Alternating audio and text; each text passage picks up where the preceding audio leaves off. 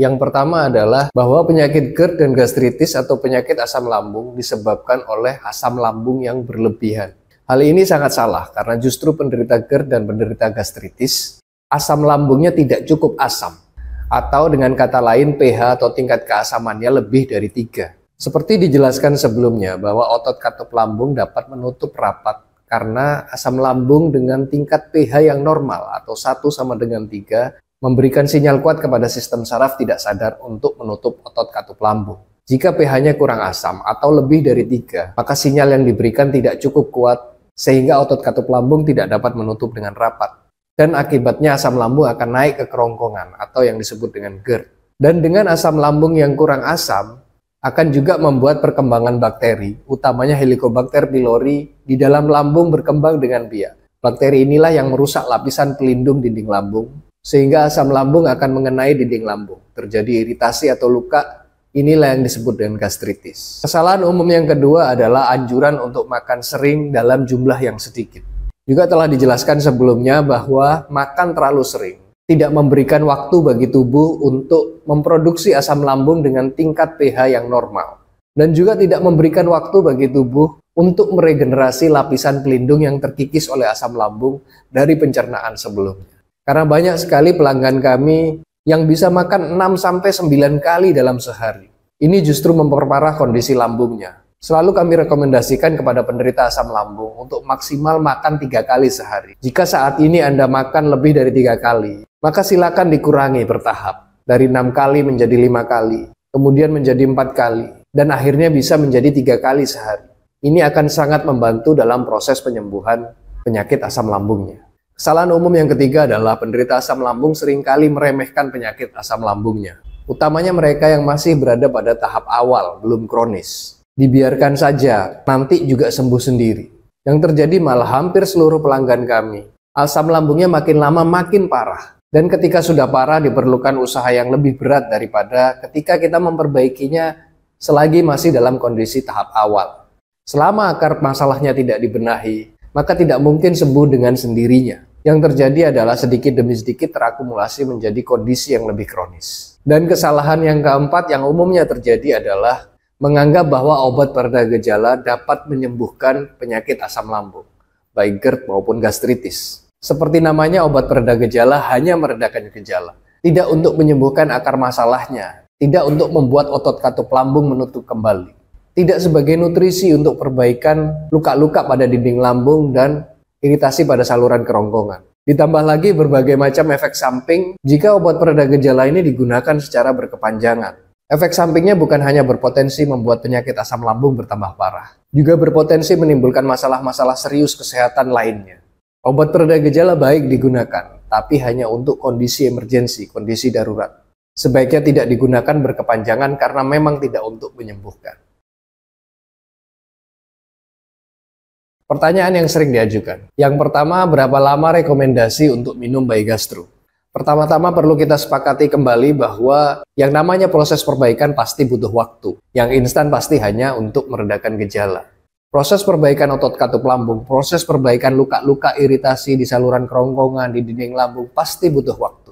Dan hal yang kedua adalah bahwa setiap orang tidaklah mungkin sama. Karena setiap orang punya kondisi tingkat keparahan yang berbeda-beda. Jumlah luka yang berbeda, lama menderita penyakit yang berbeda, tingkat kedisiplinan yang juga berbeda. Tentunya membuat proses perbaikan masing-masing orang tidaklah sama. Berdasarkan pengalaman kebanyakan dari pelanggan kami merekomendasikan untuk konsumsi rutin minimal 30 hari atau 1 bulan. Untuk mulai merasakan adanya perbaikan. Dan juga berdasarkan pengalaman kesembuhan pelanggan, kami rekomendasikan untuk konsumsi rutin selama 3 bulan untuk kesembuhan tuntas. Sekali lagi waktu ini bisa berbeda antara satu orang dengan lainnya, bisa lebih cepat dan juga bisa lebih lama. Tapi jangan khawatir, Anda bisa mengamati proses perbaikannya dari waktu ke waktu.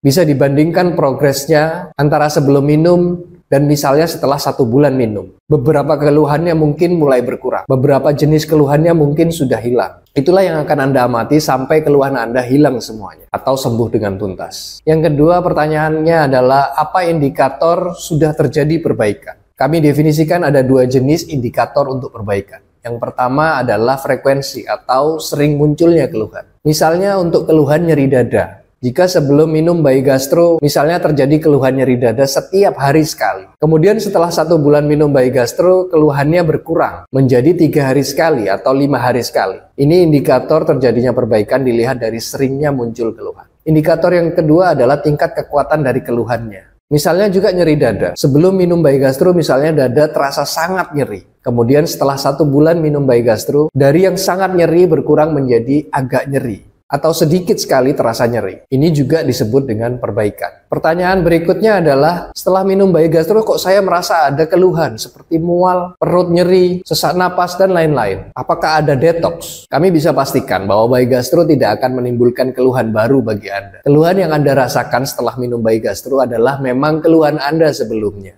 Anda memang sudah merasakan mual, Anda memang sudah merasakan nyeri perut, sesak napas, atau lain sebagainya. Keluhan penderita asam lambung memang naik turun, hilang dan timbul. Saran kami teruskan konsumsi rutin minimal 30 hari. Hampir keseluruhan pelanggan kami merasakan banyak perbaikan setelah konsumsi rutin minimal 30 hari. Pertanyaan berikutnya adalah, saya sudah mencoba berbagai macam obat herbal, tapi belum berhasil sembuh. Apa ini bisa menyembuhkan? Setiap obat mengandung komposisinya masing-masing. Jika komposisi atau bahannya tidak sama, walaupun sama-sama obat herbal, tidak bisa dibilang obat yang sama. Jika Anda sudah mencoba herbal A, herbal B, dan belum sembuh juga, artinya bahwa obat herbal yang Anda minum itu belum berhasil menyembuhkan atau menyelesaikan akar masalah dari penyakit asam lambung. Ini juga yang diceritakan puluhan pelanggan kami yang bertestimoni kesembuhan, bahwa mereka telah mencoba herbal A dan herbal B namun tidak sembuh juga. Akhirnya setelah mencoba produk dari IBH, mereka bisa sembuh tuntas. Silahkan lihat testimoni-testimoninya di media sosial atau di website kami. Pertanyaan berikutnya, mungkin ada yang bilang juga harga dari Bayi Gastro mahal. Murah dan mahal adalah relatif, artinya tergantung dibandingkan dengan apa. Banyak produk yang lebih murah dari Bayi Gastro, dan banyak juga produk yang lebih mahal dari Bayi Gastro.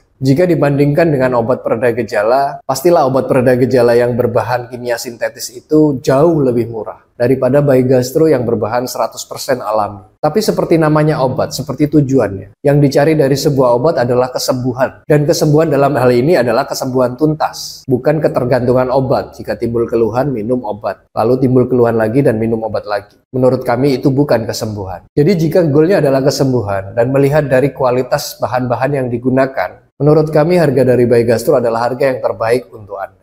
Pertanyaan berikutnya, untuk pola makan rendah karbohidrat, contoh dari makanan karbohidrat itu apa saja? Contoh makanan tinggi karbohidrat yang perlu kita hindari seperti misalnya nasi, jagung, singkong, kentang, ketela atau ubi, dan produk turunannya seperti roti, mie, bakso, donat, cakwe, dan lain-lain yang mengandung tepung beras, tepung jagung, tepung tapioka, dan lain-lain. Dan produk turunan dari gula seperti kecap. Kecap sangat banyak mengandung gula. Minuman kemasan yang umumnya ada di minimarket banyak sekali mengandung gula. Saus tomat dan saus lainnya produk jadi dalam kemasan utamanya juga banyak mengandung gula. Cek di komposisi labelnya. Lalu pertanyaannya adalah, ketika kita mengurangi karbohidrat lalu diganti dengan makan apa? Jawabannya adalah diganti dengan makanan tinggi lemak dan protein. Contoh makanan tinggi lemak dan protein misalnya adalah daging, seluruh jenis daging. Daging ayam, daging kambing, daging sapi, daging bebek, daging burung dara, dan lain-lain. Kemudian telur, seluruh jenis telur. Telur ayam, telur bebek, dan lain-lain. Kemudian semua jenis ikan dan semua jenis seafood. Untuk jenis buah-buahan yang paling baik dalam hal ini paling sedikit mengandung karbohidrat adalah buah alpukat. Buah alpukat bisa dikonsumsi sebanyak mungkin yang Anda mau. Ada beberapa jenis buah yang tinggi karbohidrat, yang sebaiknya perlu Anda hindari atau Anda kurangi, seperti pisang, mangga, durian, kurma, apel, dan lain-lain. Sayur-sayuran hijau juga baik untuk Anda konsumsi, karena sayuran hijau sangat sedikit mengandung karbohidrat, seperti bayam, kangkung, sawi, brokoli, kubis, dan lain-lain. Ada beberapa penderita asam lambung yang tidak tahan terhadap beberapa sayuran seperti kubis, kangkung, dan lain-lain. Jika Anda tidak bisa dengan sayuran-sayuran tersebut, untuk sementara silahkan dihindari. Dan lain sebagainya, contoh detailnya, contoh lengkapnya bisa Anda lihat di video kami yang ini. Pertanyaan berikutnya yang sering ditanyakan adalah, apakah ada pantangan dari herbal ini? Tidak ada pantangan makanan untuk herbal Bayi Gastro. Pantangan dalam artian makanan-makanan yang menggagalkan fungsi khasiat dari herbal Bayi Gastro. Lebih tepatnya bukan pantangan, tapi hal yang kami rekomendasikan untuk pola makan rendah karbohidrat dan diganti dengan tinggi lemak dan protein.